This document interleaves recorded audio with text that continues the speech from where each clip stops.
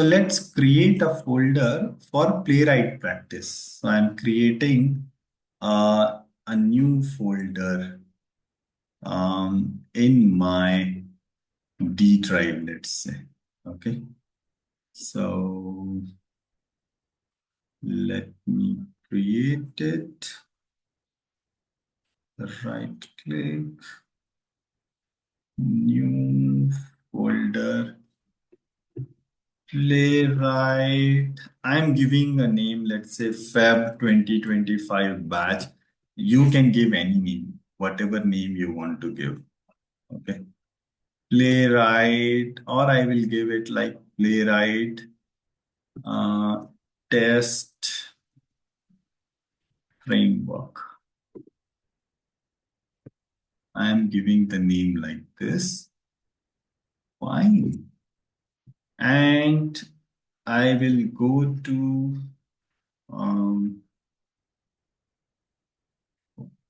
VS Code and I will say open folder and a particular folder I will open. This playwright test framework I will open. I'll say select folder. So we are doing everything from the scratch, what we should do. Okay. Close this. Welcome page. You don't have to do. And go to the terminal. Okay. Go to the terminal. So here also you can go through this. Also see here at the bottom you have this cross icon. Just click there and go to the terminal. Okay. And you can minimize this. So this is your terminal. CLS is a command to clear the screen. So as of now, it's a blank folder. See here, nothing is there. Just playwright test framework is written. And these are the icons here. This one is will show the folder structure. This is search thing. This is your source control thing. This is to run and debug. This is to get the extensions, right? And this is testing. You will not be able to see testing as of now. We will, in my system, it is showing because I have added it already. So basically, we should, you should, this is just for the information purpose. I said that whenever you need any package, you can go to npm.js and search it. But basically, Playwright has its own official website, which is playwright.dev. This is the official website, playwright, playwright.dev. Okay. And here, if you go to the docs, you will be able to see how to install and everything. It's mentioned. All the details are here. So if I go to this, see here, there are different ways to install through npm, or through yarn and pnpm. What we are going to do is we will do it through npm only. So what I'm going to do, I'll copy this. I'll copy this. See here, there's a copy icon. And I'm going here and we will paste this command here in the terminal. And I will hit enter. Now it will ask you some questions. It is asking me that okay, the latest version is 1.17.135. Do you want to proceed? So I will say yes, enter. Then it will ask something that, okay, you want to work with TypeScript or JavaScript? See here, it's asking me. So I will see in the bottom side here. So I am going to, by default, it says TypeScript. You don't have to do anything, just hit enter. Then it is asking where to put your end-to-end test case. So by default, there will be a folder will be created, which is called tests itself. So I'm not changing in anything. I will hit enter. It is asking whether you want to add GitHub actions into the workflow or not, right? It is asking me whether you want to have GitHub action workflow or not. It's up to you what you want to do. By default, it's false. Let's keep it false. Then it's saying, hey, you want to install the browser also? You want to install the browser?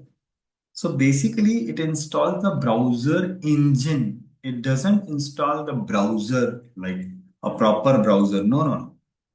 It installs the engine which will, work as a browser. It's like this. So I'm saying true. Okay, fine.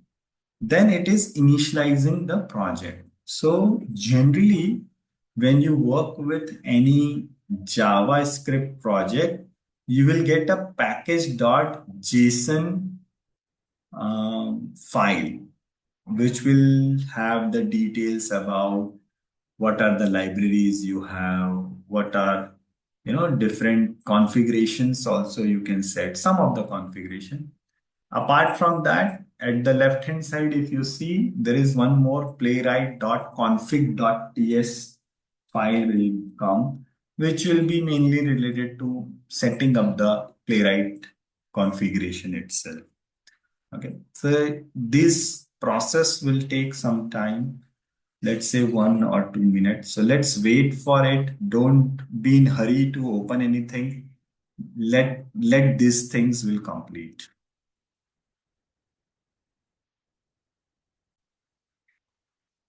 So meanwhile, that installation is in progress. Let's take this question. So the question is how this is working. You have variable user is equals to Nitesh. You're passing the user, but here you have declared another variable, right? So this is called actual parameter. Actual parameter, which you pass at the function call. This is called formal parameter, which you will have at the receiving end. Okay. Now the thing is, JavaScript is not um it's loosely coupled scripting language in the terms of typing the thing or creating the data type. You must have observed that we declared variable user is equals to this. We didn't say whether it is a string, whether it is a number, whether it is a decimal thing, whether it is an array, nothing. Just say variable user is equal to something. And here also just we are saying let q is equals to something. We are not saying whether it is integer or anything, correct? In JavaScript, you don't have to worry about that what is the data type. Okay, it will automatically have, it will understand that, okay, right hand side is the numerical one, so these must be a numeric. Okay, I'll show you why I'm saying this. Once you declare it, and then so there is a function which will tell you the type of. So I will print console.log type of. I want to check what is the type of Q. What is Q basically? Means I want to print what is Q. Let me run it. So see here, it's saying Q is a number. See here, it's saying Q is a number. Correct. And if I'll check what is the type of user, type of user. Let's print that also. I'm running it again. So it's saying user is a string. Correct. So it understands when you put something in the single quote or double quote, it will automatically become a string. When there is a numerical thing, it will automatically become a number. You don't have to say it's an integer or anything. Coming back to your question that, okay, you pass it, then you're capturing it. So this name can be anything. right? So either you can again use the user, but this user is different than this user. It's just a variable name or just you. You just keep it just you, but then you will print the UO itself. So how this works? This is a function call. You're passing the value, so the control will jump to line number 2. User, this value will go to you. Okay, so now user and you both will have the value Nitesh. It's like this. Then it will complete whatever you have written in the in this curly bracket. So it is completing its task. It is printing hi. If you see here in the console output, it's printing hi, correct? And then it is printing whatever you will pass. So here, if I'll change something, let's say I'm making it John now, correct? So it will print John now. So if I run this again, see here, it's printing hi, John. And you can call this function multiple times. That is the beauty of creating the function. Once you create it, you call it multiple times. It's up to you. In fact, I can pass something instead of passing this, I can pass something. Let's say if I'll say Pragya, right? If I'll put Pragya, then what will happen? See here. So it's printing me, hi Pragya, hi John, right? So hi John is printing because of this. But then you are calling again. So function is create once, use multiple times, many times, any number of times. It's like this. That's why it gives you one advantage where you know you keep it independently, and whenever you want to use it, just call it. In fact, you can have multiple parameters. So I can say u comma t, let's say, or make it good. So let's make it like f name comma l name, like first name last name, correct? So whenever you will call this function, you will pass two things. Let's say you will pass the first name and last name, correct? So let's make it like this. You will be passing first name and last name. So when you're calling it, just pass one more parameter, John Travolta. Okay. And when you're calling, say hello, you can pass it two different names. So here you can say, let's say Sam, Sam Karan, right? And here I'm saying again Pragya, and you can put anything. Let's say Yadav, some surname, last name I am putting. Now, if I'll run, you will see that. Let me do CLS again. Oh, there is some error. What is the error?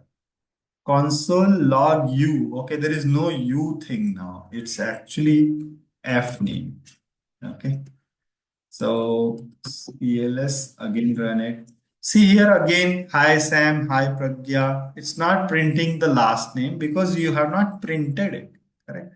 So basically when you're doing console.log F name, right? You want to put L name also, right? So can we put it like comma L name? Is it possible that I want to print two things? One is F name and one is L name. Now it's coming. See here, Sam, then Pragya, John Travolta, all these things are coming. Fine. So you can print multiple things. Whatever you will pass, it will go one by one. This value will go to this. This value will go to this. Right. So this is function call. You are passing Sam Karan. Okay. Sam will go to F name. Karan will go to the L name. This Pragya will go to F name. Yadav will go to L name. And it will do its own task and it will come back to the next line. It's like this. Okay. Any other question here?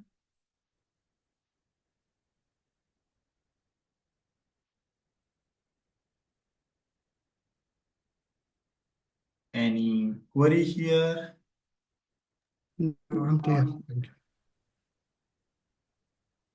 Okay, Nitish, Bhaskar Yeah. this side. Hi. Yes. Yes. Uh, Hi. yes. So this like we have this JVM, right? So it will look public static void main as a starting point of execution.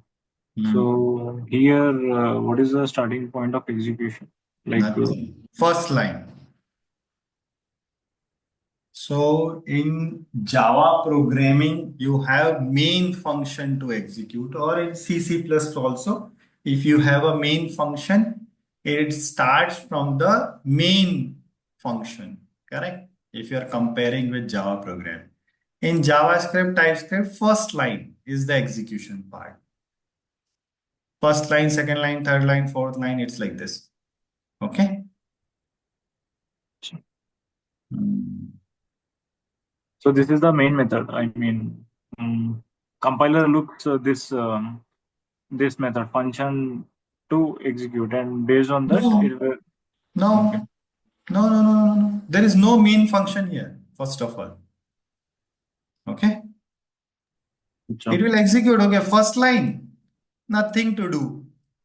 Comment is there. Second line, okay, there is some function. So nothing to do. Why nothing to do? Because function will be executed only when it is called. Function is a block of code which will be executed when it is called. It is not called as of now. It is just definition of things. It is just you declared it. Okay. So nothing will get executed. Then it will come to line number 7. Okay. Variable user is equals to John. So it will save the value of John to user. Nothing to execute. It will just means nothing to show actually. It will in the background. It will allocate a memory for John thing like character by character, it will allocate it to user. It's like this. Then you are calling say hello. You are saying say hello. Now it is a function call where you are passing two values. So the control will jump to line number 2. And this user will go to F name, Travolta will go to L name, and it will do its own thing. It will come back and then it will execute line number 9. Then it will execute line number 10. Then it will execute line number 11. Then it will come line number 13. It will say, okay, there is again a function call. Jump back to line number 2. Execute the things. Come back. Line number 14 will be executed. Then line number 16. Then line number 17. It's like this. Okay. Any doubt here? No, no. Okay.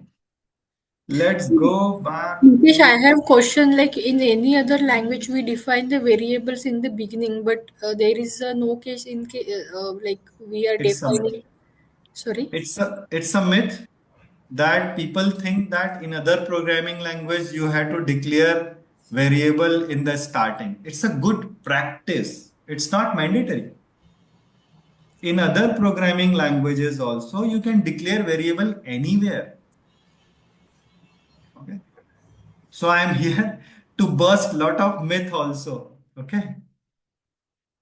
In any other programming language, you can declare variable anywhere. The only condition is the variable should be declared before it is used. So let Hmm. me, very simple example. What I'm saying is, let's say there is integer x is equals to 30, integer y is equals to 45, and there is a function integer. Let's say there is a calculation z is equals to x plus y, right? And you must be thinking that this should be declared at the way. So this is program start part. I'm not writing exact program. This is, let's say, the program start part, or let me write it like class. Generally, you say class something, right? And then you start it. something like this. This is the pattern of having the program, correct? Generally, object-oriented Yeah. programs. It's like this. You do something inside the main, but it's not like this. The thing is, this y is equal. So let's assume there are some code here. Some code. I'm just writing some code. There will be some 500 lines of code. Okay. Now you are doing in z is equals to x plus y. There is again some 200 lines of. See, only condition is this y. It's not like that it should be at the start of it. It can be here also. Only thing is when you're using it, before that it should be known. It's not like that you have to declare it at the first only. Okay? Yeah, got it. Thanks, Nitish. So any programming language, the rule is same that variable which you are using should be declared before it is used. And it's very logical. Otherwise, how system will get to know what it is? It will show you error. Right? Okay, I am so see JavaScript is a separate thing. As I said, that you should keep on learning these things, and it's very good. It's very simple at one end, but then once you will understand more about arrow functions, lambda expressions, then you may see it like a difficult thing. Otherwise, it's simple. Let me go back to the installation part again. Let's see these things now. We did it. It's saying everything is done. You can directly execute these things. Let's see one by one. Once you do that, what you get here. Okay? Let's observe this, what you are getting here. You get here node modules, and it's under this you get the playwright and other libraries are installed. Okay. So you are done with the playwright part now. It's like this.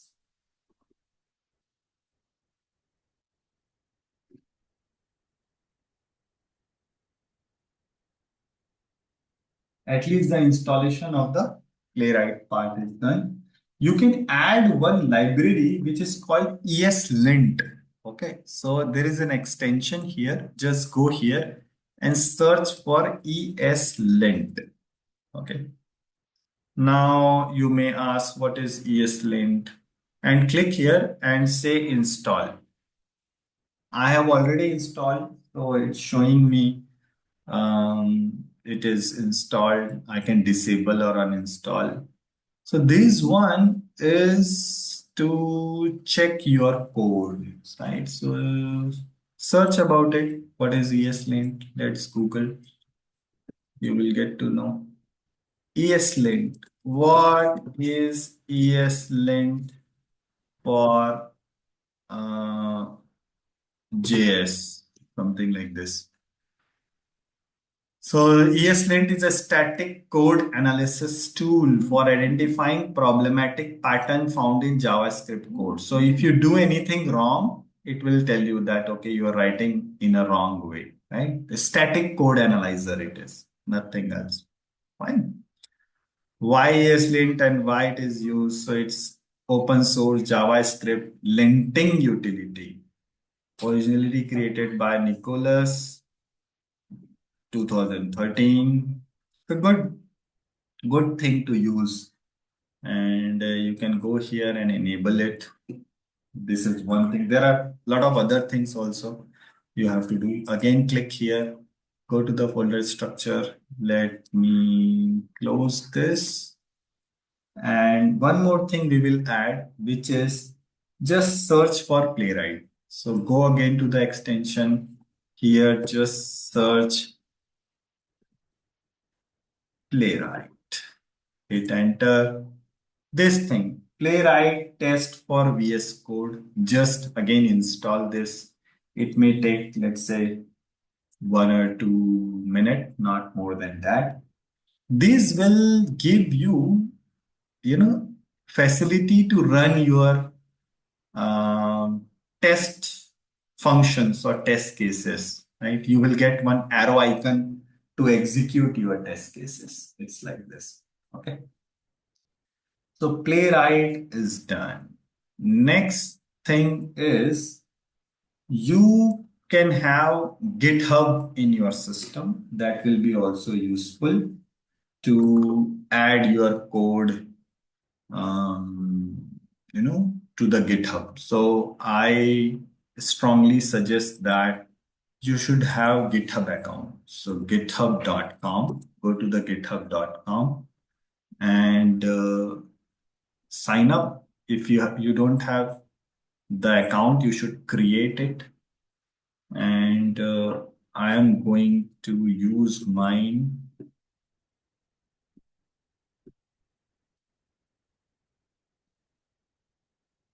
And, I don't know whether I remember my password or not, but let me try it. Oh, no problem. Yeah, it is asking me for the verification code. So go to your GitHub. I'm giving you time. If you have not created the account, everyone should have GitHub account. Okay. And if you have, just open it.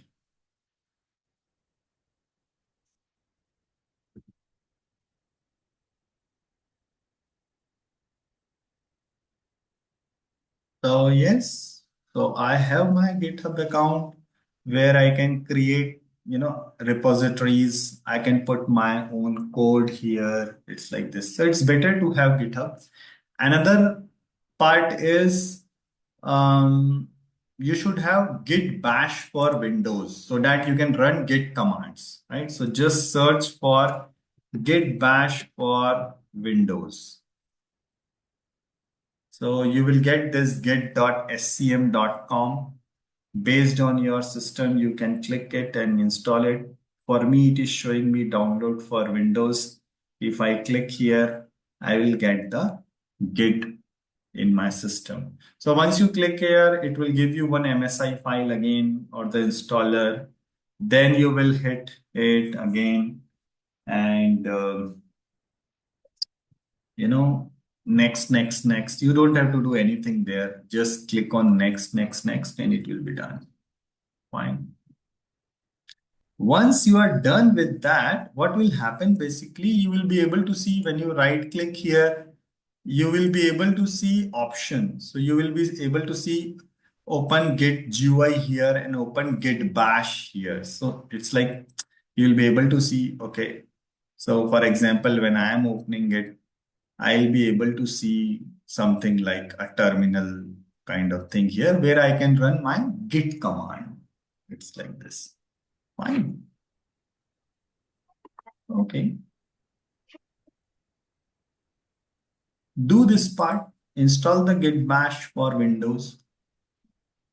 शुक्र है जब तक वो ये सब download हुआ तब तक मैंने कर Sorry?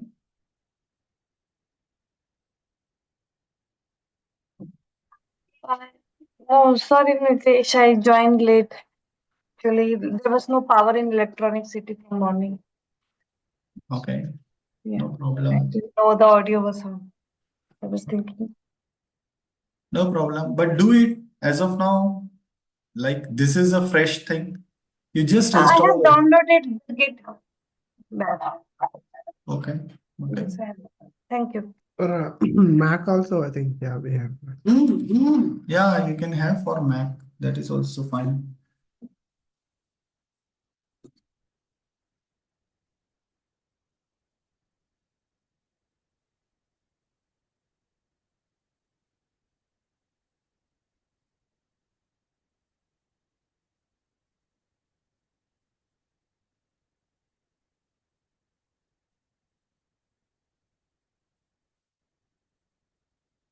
Basically, once you are done with this, you have to set up two things. One is means it will come later on, but it still do it. Get username, email setup. this one, first time get set up. So basically, you should run these two commands once you are done. So for example, once your git bash is installed, just run this two command. Means you have to put basically your username here. You don't have to put dollar, okay? Just git config global username. Same, just in the double quote, put your username. Okay, so for me, my username is Nitesh Jain 007. You may have your own username, right? And after that, run this command git config hyphen global user dot email, where I'm putting my email ID, which I'm using for my GitHub. It's like this. This two thing, it's better to do so that it will not ask you again and again your username and password when you will push your code. It's like this. Fine.